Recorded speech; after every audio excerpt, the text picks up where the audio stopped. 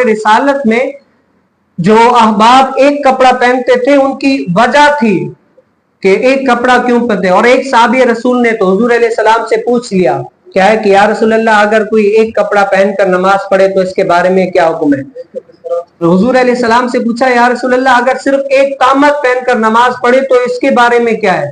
तो रसूल कायनात सल्लल्लाहु अलैहि वसल्लम ने फरमाया, क्या तुम में से बहुत सारे ऐसे लोग हैं दूसरा कोई कपड़ा इनके पास नहीं है। फिर उस साहबी ने फिर यही सवाल हजरत सैयदना उमर बिन खत्ताब से भी पूछा, ऐ उमर बिन खत्ताब अगर कोई सिर्फ एक कपड़ा पहनकर नमाज पढ़े तो इस नमाज का क्या हुक्म है। तो हजरत सैयदना उमर बिन खत्ताब ने बहुत ही खूबसूरत जवाब दिया। वो फरमाया कि जब अल्लाह ताला तुम्हें वुसअत दे रहा है, इतना यानी है तुम्हारे पास, तो तुम क्यों ना अल्लाह की बारगाह में खड़े हो। तो सज कर खड़े हो, बन सवर कर खड़े हो, कुर्ता पहनो, पाजामा पहनो, चादर पहनो, इमामा पहनो, हर चीज ऐसे बन सवर कर अल्लाह की बारगाह में खड़े हो कि अगर तुम जैसे शादी ब्याह में जाते हो बन सवर कर, तो अल्लाह की बारगाह में आ रहे हो तब भी बन सवर कर आओ।